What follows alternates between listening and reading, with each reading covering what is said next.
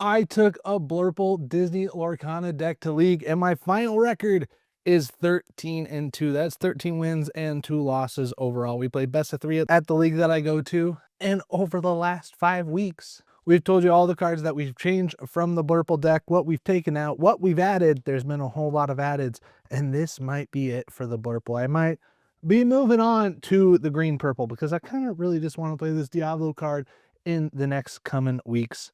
But we're going to tell you about all the cool things that we did with the BLURPLE this week. And we're going to tell you about the one loss that we got. And it's not what you think. So in weeks past, we've had cards like this Elsa. We thought about putting Mufasa in, we never did. Sapphire Coil, we might try that next week if we don't go to this. But you'll see that next week. We haven't tried bosses on the roll. We took out 2 copies of Flounder this week and just went with the 1 copy of Flounder. And then we also had McDuck Manners, we had Let It Goes, we had more libraries and stuff. Like, these are the cards that we've taken out, that we've like changed to get to this deck. And this deck lost us a thing, mostly because of this second card. Not really because of the second card, but I like to think so. So let's talk about our deck list. First up, Custom Flounder. I put the angry guys on it.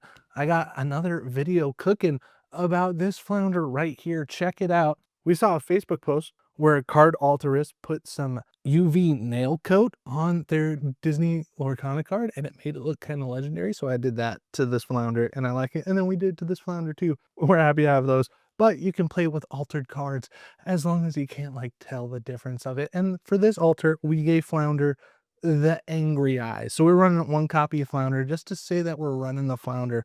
Up next, our weird card that we probably shouldn't have played is Falling Down the Rabbit Hole. I've seen this in some list. It's got some traction on the Reddit and stuff, but like for the most part, it didn't do the best for us. Like, the idea is, yeah, you might want to like ink your rabbit or ink one of your low cost 1 cost cards, but the game that I played it, I ended up losing. But that's okay. That's how it goes. So we're playing a 1 of that just to try it out, just to see how it feels. And then this week, our changes are all right here. We're talking about all of our changes right up front. We got 2 copies of the White Rose because I believe on the gain lore on play effect. I think it's so good. When you play this card, gain 1 lore.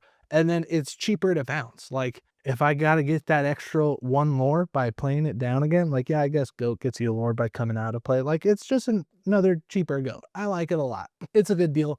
I think that this was underrated.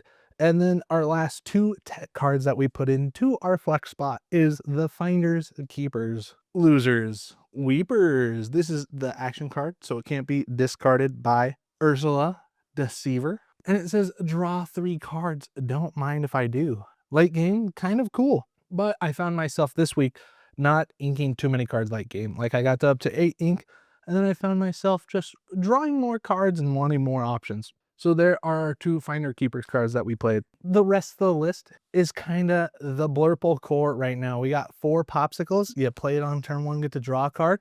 If you have the beans, then you can play a Belle. If she's in your hand, you can banish the Popsicle, play Belle, and then you want to be set up for your turn 2 is Singing Friends on the other side. You get to draw 2 cards with Belle right after that. It fills your hands up. And then Belle also has the option to shift into this Belle. This Belle can let you move damage counters. That's what's good. There was one match, the match that I lost, where I was like, ooh, do I shift into Belle and then I can get to quest for 2 and I get to like live if a 3 strength character challenges into it? And I didn't go that route. I ended up inking it and going a different route. That's that core. And then we much rather prefer the 4 Sail Azurite Sea's 3 Tipo line because I think Sail Azurite Sea, it's so good. You get to use the ink that you play. Like, the additional card that you ink, you get to use. So that could be any of your 1 cost cards like Flounder, or most notably the Magic Brooms and Diablos. I believe in all Diablos now because Diablos always gets you a card draw when it comes into play. Like, or like, I guess if it goes in your inkwell, it doesn't get you a card draw. But like Magic Broom, you gotta have the right conditions to be able to get the card draw. And if you miss out on it, like, your opponent's going to take advantage of it. So 2 Magic Brooms and 4 Diablos. Probably go back to the cherry box. Maybe take out the Flounder, but the Flounder is kind of cool. I like its 2 strength and its 2 willpower. It does some good things. The Madam Mim Snake package, we got 3 of those. Madam Mim Fox, we got 3 of those. Want to be able to bounce cards back. Also want to be able to hit to take out enemy libraries. We had to do that quite a bit this week at League. So this does 4 damage, and then my like go-to is I'd have a Goat down on board, and then I'd do 4 damage into the location, and then I play Madam and Fox, bounce the goat back, get a lore, and then Madam and Fox gets to finish that library. We play all 4 copies of the goat because I think it's one of the best cards in all of Disney Lorcana. The goat wins games, and that's exactly what it did this week. It won me like 2 or 3 games, especially against my last match. I believe in all 4 crabs now. I believe that 4 crabs is the way to go. If you ink this thing early on, you're going to see it in again. There's 4 copies of it, and you're drawing 20 cards. Like, you're going to see like 20 cards in a game of Blurple. So it's going to be okay if you ink one of your crabs. You're still going to have the option to play one of your crabs. I run 2 Merlin the Rabbits and 2 Genie Wish Fulfilleds.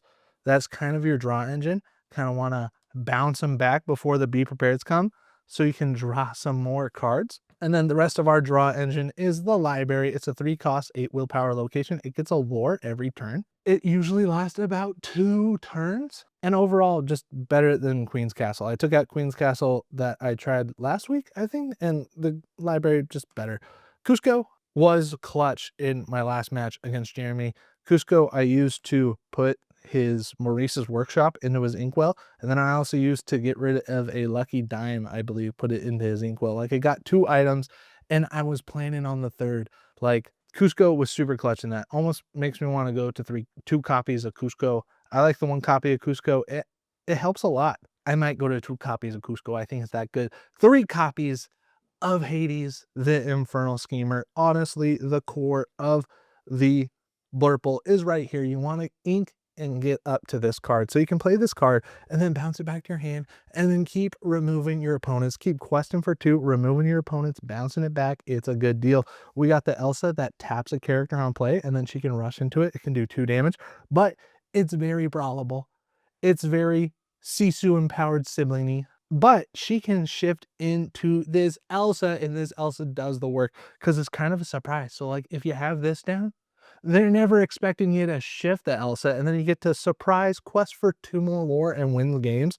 That's how it goes. Our first match was against Colin, and he was playing a classic Ruby Amethyst list. He had those Be Prepared. He had those Maui's doing the work, but we were able to bounce some goats and get some lore a little bit faster and fill out our board. I even took this picture that I wanted to show you guys. I had 4 Diablos on board. Check this out. This is like all the Diablos in my deck right here getting played. Love to see it. So that was our first match. And then our second match is where we lost a big time. We went up against Mr. Josh, and Josh was playing, you'll never guess it, Blurple. But Josh has been on Blurple since many sets ago, and he has perfected the craft. He has more card draw, definitely, for sure. Like, he ran all 4 friends on the other side, and for the most part, he sang friends on the other side. He's singing with rabbits, he's singing with crabs, he's singing with bells, he's sang friends on the other side super consistently, and we did not. I think that in the mirror match, more cards is how you win. But that's just how you win Disney Lorcana, period. You need more cards, and then you can win the game. So you can see with our lore totals, it was kind of neck and neck. I was questing a little bit, he was questing a little bit, but he was able just to build a bigger board, and I wasn't able to come back from it. At one point, he played like the exact card I needed him not to play. I think it was a Madam and Fox. Like, if he didn't have the Madam and Fox, I would have been good to go. And then if that wasn't enough, Josh 2-0'd me. I didn't even get a game on him. He blurpled me harder than I've been blurpled before, and I was looking like flounder, angry. And then my third match, I went up against Jeremy, and he was on that Ruby Sapphire item deck, but he had Oswald still, and the Oswald's kind of missed the games for him. Like, his Oswald triggers put his good characters on the bottom of his deck, and he didn't really get any good Oswald triggers, but he had me on the ropes for sure. This last match, I was at 18 more for probably like 3 turns, and he had this whole board with like Sisus, everything to take out my characters. I just had to have one to stick. This literally took me like 3 turns, but I ended up top decking a goat, and I had a Fox in hand from a Diablo draw. The Diablo draw, underrated. You put down Diablo, you get to draw a card if they banish it, which red is gonna do to you.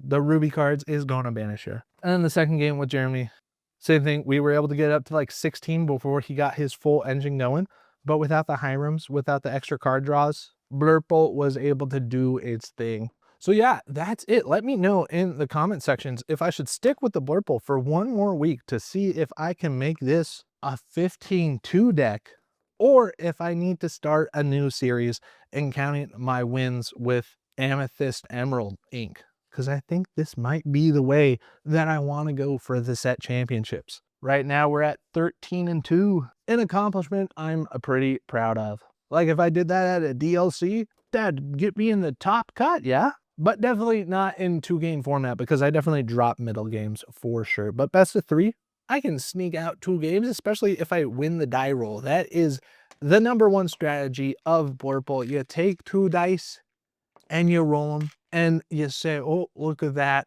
I got a 10. You say no, and then you just roll again. Oh, I got an 8. That's more than 6. That's usually all you have to do. You got to get more than 6 to win your die roll. That's a 5. I would have lost that game for sure. Kind of dice rolly, but that's what we like about it. Please smash the subscribe button, especially if you made it this far, or else this Merlin crab is gonna be very, very angry. Look at those. Those are angry eyebrows on the Merlin crab. Subscribe.